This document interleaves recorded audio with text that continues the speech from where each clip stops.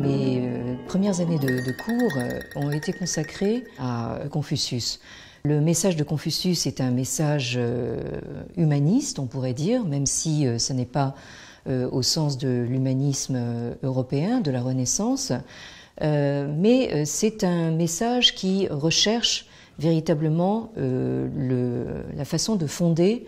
le vivre ensemble et donc de rendre possible une vie humaine sur Terre, on pourrait dire dans la durée. Et ce propos sur Confucius m'a amené à vouloir décentrer véritablement la Chine, qui est actuellement dans le discours ambiant, le discours médiatique et dans le discours officiel des autorités chinoises,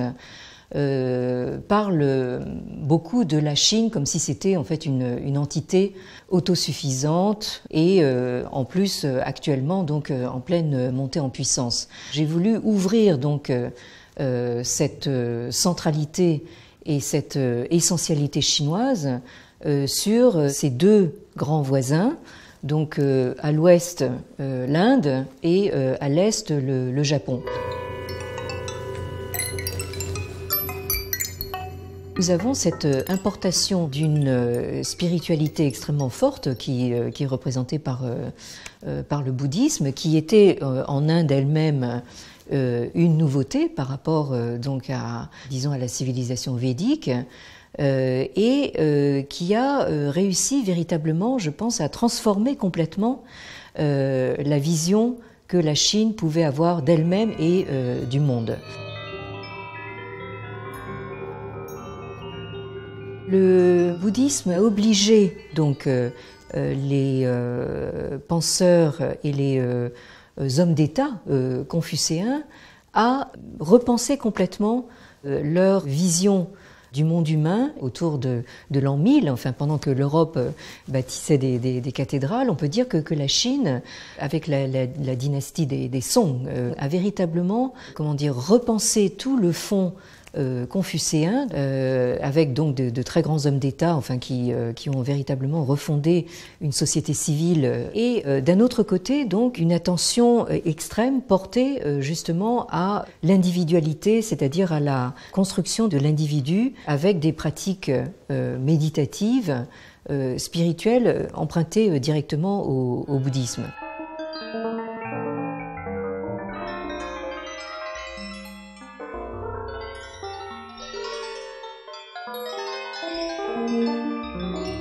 Mon cours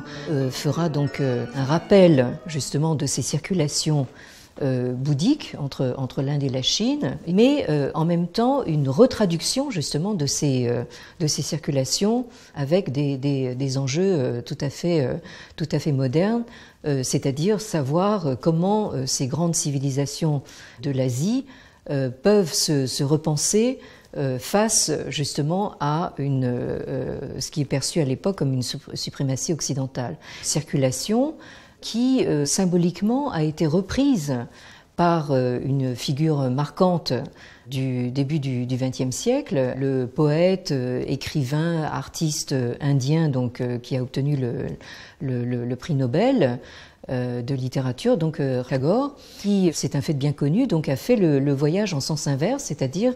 de l'Inde vers la Chine et vers le Japon, et qui a été un porteur symbolique et très, très fort de cette mentalité pan-asianiste. Au fond, cette idée que l'Asie, si elle arrivait à s'unir, pouvait être véritablement porteur d'un nouveau message pour l'humanité, un message qui serait différent justement de la foi européenne, occidentale, dans le progrès indéfini, sans limite.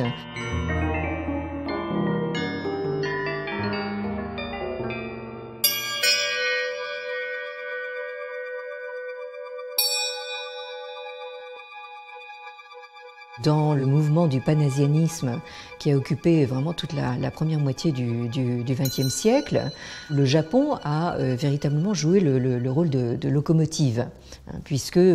on pourrait dire que le Japon avait une sorte de métro d'avance sur tout le reste de l'Asie avec cette politique de modernisation donc, de l'ère Meiji à partir des années 1860. Donc aussi bien les intellectuels modernistes chinois que indiens regardaient vers le Japon. Et je pense que là, c'est quelque chose qu'il ne faut pas oublier donc,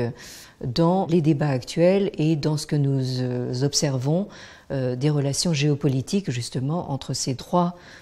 entités. On l'aperçoit essentiellement en termes conflictuels, mais je pense que sur le plan culturel, il faudrait vraiment rappeler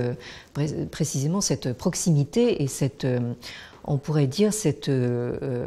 collaboration en fait très très proche qui a marqué véritablement les deux millénaires